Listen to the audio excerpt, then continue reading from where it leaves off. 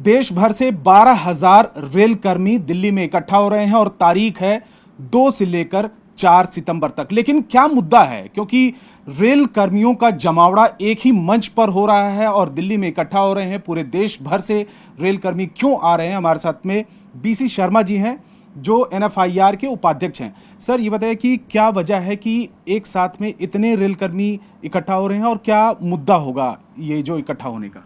देखिए कि ये हमारी national federation of Indian railway man, इसकी 31st नेशनल कन्वेंशन है, जिसके अंदर जो स्टाफ के जो ग्रीवेंसेस है, पेंडिंग ग्रीवेंसेस है, उसके ऊपर डिस्कशन होगा। और साथ साथ में जो हमारी बॉडी होती है फेडरेशन की, ऑफिस बेयर होते हैं, वर्किंग कमेटी मेंबर होते हैं, नेशनल काउंसिल के मेंबर होते हैं और स्टैंडिंग कमेटी के मेंबर होते हैं, उनका चुनाव भी होगा। तो इस वजह से हर 3 साल में लास्ट जो मीटिंग हुई थी कन्वेंशन, वो सिकंदराबाद में हुई थी। इस कारण हमारे तमाम 17 रेलवे से 14 स्पेशल ट्रेनें आएंगी और एक्स्ट्रा कोचेज़ भी आएंगे। वो वेन्यू इस बार करनैल सिंह स्टेडियम न्यू दिल्ली में रखा है। मेन उसमें इशू है जो स्टाफ का है, एक तो 8th पे कमीशन है, जिसके कारण आज तकरीबन 10 साल होने लगे हैं। पे जो है वो डिस्टर्ब हो चुकी है। मिनिमम पे, उसको पे कमीशन इन्होंने, गवर्नमेंट ने अनाउंस तो किया, लेकिन अभी तक कमेटी का जो है कंस्टिट्यूट नहीं की, जिसके कारण लोगों में रिजेंटमेंट है। नंबर 2 कि हमारा महंगाई भत्ता जब से भारत आज़ाद हुआ, कोई भी आपदा देश के ऊपर आई है, एक फार्मूला बना हुआ है डीए का। डीए हमें सैंक्शन होता है उस इंडेक्स के ऊपर। इन्होंने इसका जो कोविड हुआ था उसका नाम लेके 3 हमारी किस्तें जो है फ्रीज की हुई है, जिसमें तमाम सेंट्रल गवर्नमेंट एम्प्लाई हैं, स्टेट गवर्नमेंट के एम्प्लाई हैं, उनके अंदर रिजेंटमेंट है। चौथा ये है कि रेलवे के अंदर नंबर ऑफ ट्रेन्स बढ़ रही हैं, वंदे भारत बढ़ रहे हैं, अमृत काल जो है वो बढ़ रहा है, लेकिन पोस्टों पे बैन लगाया हुआ है। पोस्टें जो है, नई पोस्ट क्रिएट नहीं हो सकती, यानी कि जो नई भर्तियां हैं उसको लेकर एक बड़ा सवाल है। बड़ा सवाल है। और जबकि हमारे देश का नौजवान पढ़ लिख कर जॉब ढूंढता है, रेलवे एक जॉब का साधन भी है, इसलिए रिक्रूटमेंट ओपन करनी चाहिए। नई पोस्टें, जब आप इंजन गाड़ियाँ बढ़ा रहे हो, प्लेटफॉर्म बढ़ा रहे हो, मेंटेनेंस भी बढ़ रही है, उसके ऑपरेटिंग स्टाफ भी चाहिए, कमर्शियल भी चाहिए, रनिंग स्टाफ भी चाहिए, मैकेनिकल भी चाहिए, उसके लिए पोस्टें होनी बहुत ज़रूरी है। अभी हमारे रेल मंत्री जी जो है लोकसभा में स्टेटमेंट दे रहे थे कि हमने पहली गवर्नमेंट से, उन्होंने 4 लाख भर्ती किया था, हमने 5 लाख कर दिया। इसके इतने तो रिटायर हो चुके हैं लोग, हर साल जो है हर महीने रिटायर होते हैं।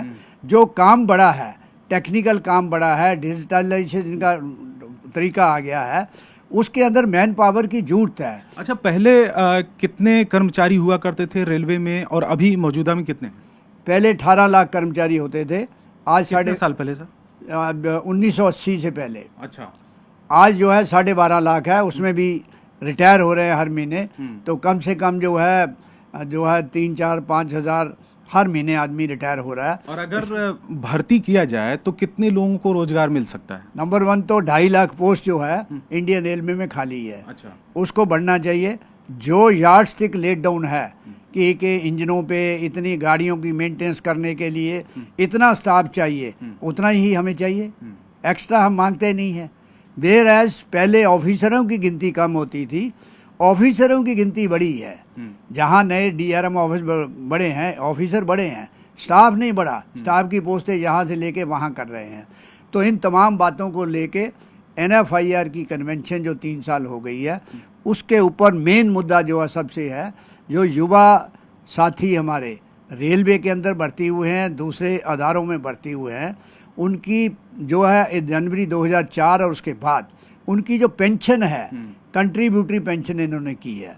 उसके लिए हमने 10 अगस्त 2023 को रामलीला मैदान के अंदर 2 लाख कर्मचारियों ने, रेलवे कर्मचारी, सेंट्रल गवर्नमेंट के कर्मचारी, हमने एक जॉइंट फोरम बनाया हुआ था, डेमोन्स्ट्रेशन भी दी, उसमें मीटिंग भी की स्टेट फाइनेंस मिनिस्टर ने, कमेटी भी गठन की, जो आज कैबिनेट सेक्रेटरी है, उस कमेटी के चेयरमैन थे सोमनाथन जी, लेकिन उसका रिजल्ट कुछ नहीं मिला। तो क्या इस बार भी कुछ ऐसा प्लान बना रहे हैं मेन कि इशू है इसके अंदर हम आगे संघर्ष करेंगे, क्योंकि हमारी डिमांड है जो जनवरी 2004 से पहले तकरीबन 75 लाख कर्मचारी रिटायर हो चुका है, सबको मिला के उनको जो पेंशन जैसे मिलती थी, ओल्ड पेंशन स्कीम उसको कहते हैं, वो मिलनी चाहिए, ताकि बुढ़ापे के अंदर युवा अवस्था से लेकर बुढ़ापा लेके जाता एम्प्लॉई, उनको सम्मानजनक जीने का एक साधन है, वो सम्मानजनक जी सके, अपने बच्चों के साथ हाथ फैलाने की जरूरत ना पड़े।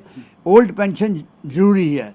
ओल्ड पेंशन में 50% लास्ट ड्रान मिलता था। क्यों? गवर्नमेंट के ऊपर कोई बर्डन नहीं है। कर्मचारी जो हमारे रिटायर हो रहे हैं, रेलवे के अगर 15 लाख कर्मचारी रिटायर हो चुका है, उसकी लास्ट पे ड्रान हमारा मेडिकल ट्रीटमेंट के लिए गवर्नमेंट के पास जमा है, उसका एम्प्लॉई को कुछ इंटरेस्ट नहीं मिलता, गवर्नमेंट उसको यूज़ करती है, आराम से उसे पेंशन जो है निकल सकती है। मौजूदा जो प्रोविडेंट फंड है, करोड़ों रुपए जमा है, उससे जो है प्रॉफिट होता है। सरकार के ऊपर, पहली सरकार के ऊपर क्यों नहीं बर्डन हुआ, अब क्यों बर्डन है? आपने जैसे आपकी बंगाल गवर्नमेंट है, उसने इसको एनपीएस को नहीं लागू किया, ओल्ड पेंशन लग रहे हैं। अच्छा, जो डिफेंस के अंदर जो है वो भी ओल्ड पेंशन दे रहे हैं। तो रेल कर्मचारियों की वर्किंग यूनिक है, इसकी वर्किंग किसी से कंपेयर नहीं की जा सकती। जिस तरह की टेक्निकलिटी वर्क है, हमारा एक ड्राइवर 8-10 घंटे एक जगह बैठ के जो है 1000 पैसेंजरों का जो है रक्षा करता है।